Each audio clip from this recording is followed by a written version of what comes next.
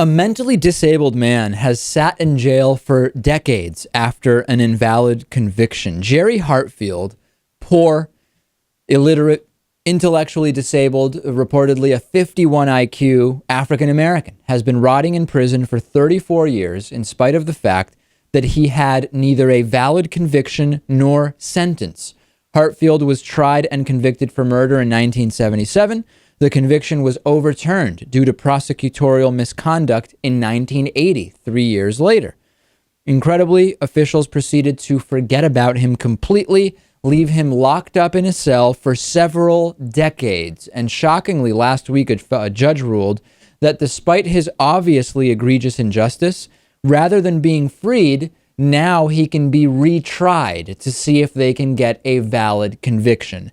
There are so many examples, so many ways in which this is a total miscarriage of justice, Texas style, as we've become very familiar with on this program. And there's an article in The Week by Andrew Cohen, which I would encourage you to read about this. I'll read you a little bit.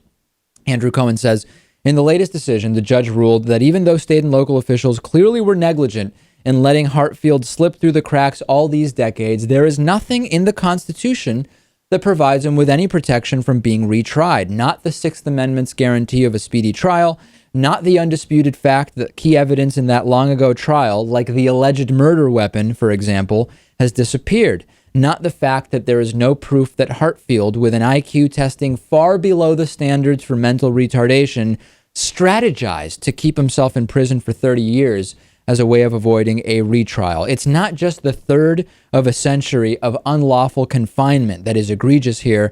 It's the fact that 10 months have passed since the state courts in Texas first acknowledged the terrible mistake that was made in this case. Even the 10-month period of delay is unconscionable. Jerry Hartfield would have been eligible for parole in 2003 had Texas followed the law, should be free. We don't have to go through all of the facts of the case because it was determined that he has a 51 IQ. It was determined that there was prosecutorial misconduct. There is no evidence that this guy is even fit to stand trial. And in spite of the fact that his conviction was bogus and has been determined to be such, he may have to be retried again, Lewis. It is just amazing how the two legal systems in this country work. Hartfield has a lot of strikes against him, and he always had.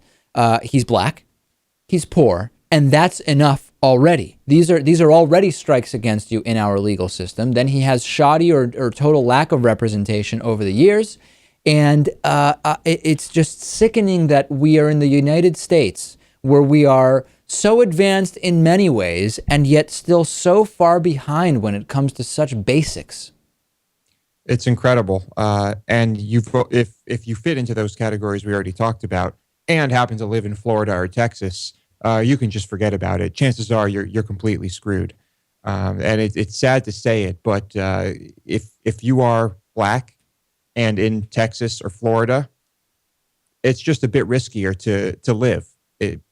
Just being in those states. It's a factual thing, right? Lewis is not casting aspersions just into midair. We know that there are so many aspects of the law, judicial, and sociocultural economic system that disproportionately favor people who are white. And it's just a fact, right? It's not about crying. It's not about making a case for one policy over another. These are just the facts, ladies and gentlemen.